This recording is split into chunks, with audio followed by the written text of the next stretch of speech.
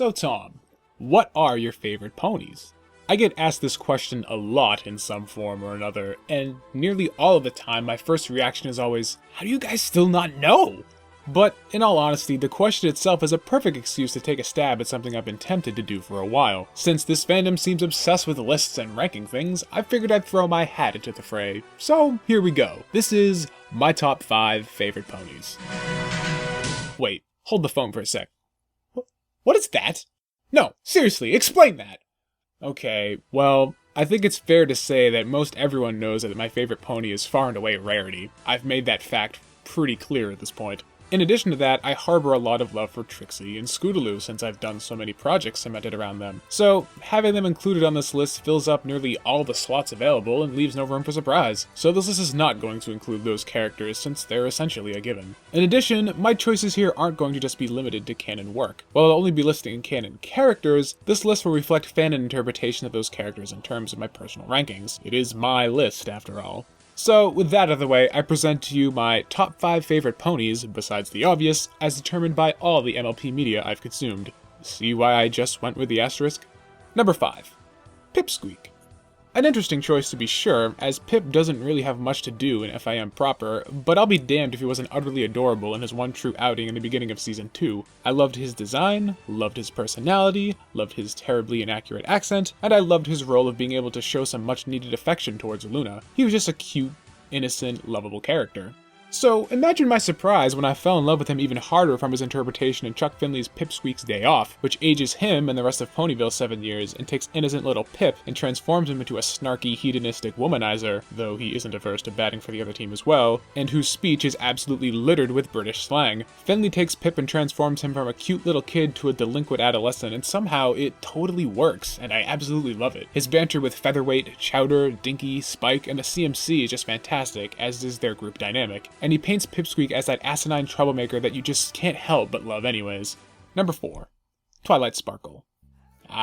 Here's a choice that makes a bit more logical sense. Twilight is one of the members of the main cast I find myself relating to a fair amount. Introverted by nature, but able to escape her shell a bit when around a small group of close friends. She's socially awkward, hesitant to try new things without intense amounts of research, constantly trying to learn more, and holds herself to unhealthily high standards. The fact that she's the main character and acts as an audience stand-in for other characters to deliver exposition and world building also helps establish her relationship with the viewer, in addition to the obvious extra boost in screen time compared to the other characters. There's just simply more of Twilight to love than any other character, especially if you like the adventure arcs, as she's nearly always the central focus of them. Add in her capabilities as a leader and her magical prowess, and canon Twilight alone would make for a fantastic character. Fanon Twilight gets even more awesome though, as many writers take her, capitalize on her arcane abilities, and weave stories around her penchant to take to spellcasting, often advancing her a few years and making her an incredibly competent mage. Being someone who has always been intrigued by this archetype, fandom Twilight often goes into territories I thoroughly enjoy. Archmage by Loyal to One is a great example of this. But the best Twilight is one that can address her magical abilities more directly than the show allows, while still retaining her innate humanity and flaws. As Twilight's powers grow, so does her sense of responsibility and penchant to overthink things, and oftentimes she gets herself into trouble as she shoulders the problems that comes with the abilities she inherits alone. As someone with as much arcane aptitude as Twilight can easily become deluded into thinking that magic alone can solve all their problems. The Wind Beneath Her Wings by Taw and Flying High, Falling Hard by Sounds Like Ponies are both fics that use Twilight in this regard. Overall, I think Twilight excels in her flexibility, as she is a very fleshed out character that can be interpreted in a number of different fanon variations, but her canon persona is strong enough to not only stand on its own, but it ties together all those fanon incarnations in a familiar, logical fashion that all still feel like Twilight.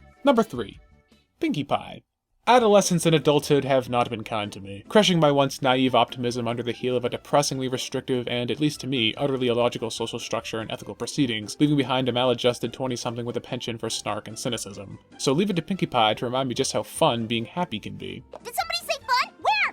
Yeah, that sounds lame, but I can't help but really taking a liking to Pinkie simply because of how upbeat she always is. She's silly, goofy, illogical, irrational, and utterly committed to having fun. She's very much the representation of the best childhood has to offer. A character who may be grown up physically, but mentally never lost that spark that all young children seem to have, that peppy energy and an unquenchable zest for play. Something about MLP being so upbeat in the face of an overly cynical reality is what made Ponies appeal to me in the first place, and Pinkie is just an even stronger magnification of this concept. Even in the universe she occupies, she represents boundless optimism. So to someone like myself receptive to the overarching platitudes this show is projecting, Pinkie's characterizations and antics are quite enticing. Makes me wish I knew more people like her in real life. Of course, Pinkie isn't perfect, and her reliance on her friend's mental states in order to keep her own projection of self justified can sometimes work against her, but that just reinforces how dedicated to her cause Pinkie Pie is. I know I said before that this aspect of Pinkie painted her as hyper-altruistic, but a lot of people also pointed out that Pinkie is also simultaneously rather ethically hedonist in her actions as well, leave it to a character that breaks the fourth wall to simultaneously occupy two diametrically opposed mental states.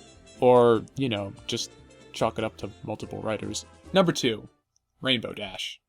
I know, Rainbow Dash, what a cliched answer, but I'm sorry. Dash might be the one who gets the most blatant fanfare from some of the louder members of the fandom, but I'd be lying if I said Rainbow didn't deserve at least some of the credit. Her characters become incredibly complex and layered, especially post-season 3. Rainbow was actually initially my favorite pony overall when I first got into the show, as I think she is for a lot of people, especially if you're hesitant to admit to yourself that you like MLP. Dash is a bit of a tomboy and embodies a lot of the characteristics that are prevalent in boys' entertainment, making her a safe, comfortable character to latch onto when first diving into the show. In addition, unlike a character like Rarity, which takes some time to build up and develop, Rainbow Dash wears her personality on her sleeve, and her best characteristics are instantly recognizable, with basically the entire gamut of her persona on display right in her intro scene in the first episode. And of course, that personality, while a bit abrasive, is also quite endearing. Rainbow exudes confidence and boldness to the point of being reckless, and can often transgress into the realm of arrogance.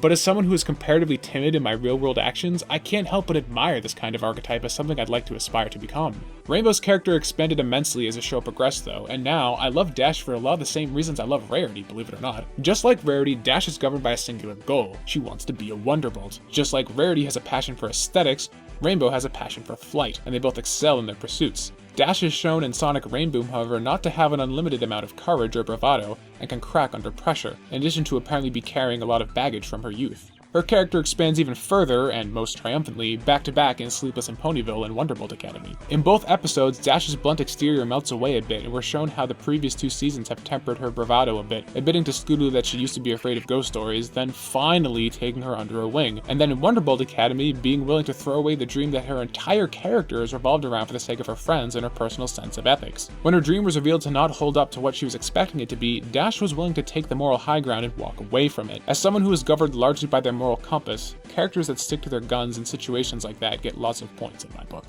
And finally, number 1.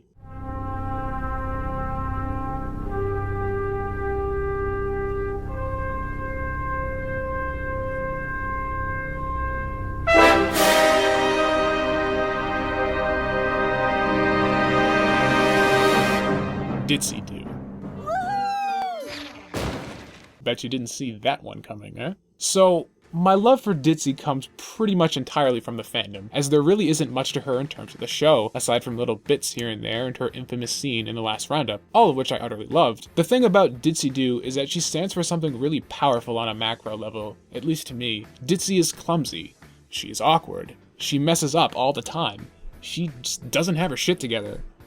But she never lets that get her down, and she never gives up. It's those perceptions of her that I really resonate with, not so much when she's played as an actual airheaded ditz, but when other ponies perceive her as such due to her eyes and clumsiness. But there is a competent, intelligent mare there that understands she's a little bit different, but works even harder to overcome those challenges with a smile on her face, and never lets those obstacles get the better of her or look down on others for perceiving her that way. Ditzy is all over the fandom, and there are countless images, comics, and fics that portray her in this way. The first fic I ever read, Shipping and Handling by my buddy Pegasus Rescue Brigade, is a great example of Ditzy. This story is also an example of the fandom portraying Ditzy as a single mom, which, while I'm not normally one for being interested in characters that are parents, the added struggle of raising a child just does so much to increase the resonance of the archetype that Ditzy portrays, and it gives her a reason to continue to be so optimistic and continue struggling on despite her difficulties, because she has a child in Dinky to come home to and remind her what she's fighting for. But in no way has Ditzy ever been better portrayed than in my new favorite fic of all time, Life and Times of a Winning Pony by Chengar Kodath.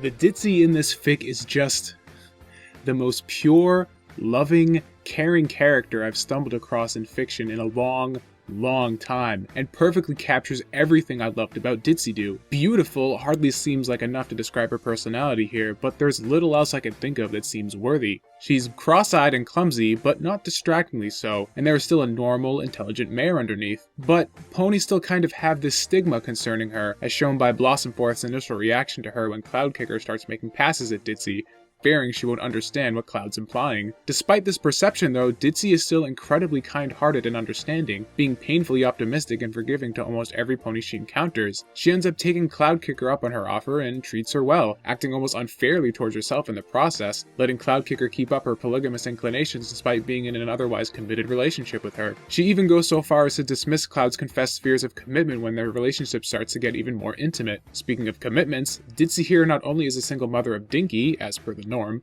but also adopted an older mare named Sparkler and raises them both, despite it being implied that most of Ponyville thinks it was an irresponsible move for her to take on such an additional burden given her situation as an already single mom. Despite that, Ditzy is a fantastic mother, giving it her all for the sake of her children, and it's just as much the familial bond between Dinky, Sparkler, and Ditzy that shows how amazing she is as a character as it is Ditzy's actions alone. Dinky and Sparkler are just as amazing ponies as their mother, and they make it clear that they owe everything to Ditzy's upbringing, subsequently making their own characters a further reflection of Ditzy's greatness. It's just... I'm rambling now. Ditzy-Doo, especially in Life and Times, is just so perfect it's hard for me to put into words. You really just have to read the fiction in order to understand. And she is probably the closest I've ever come to developing a crush on a fictional character. She's just so beautiful. And there you have it, my top 5 favorite ponies besides the obvious. Like this video? Let me know!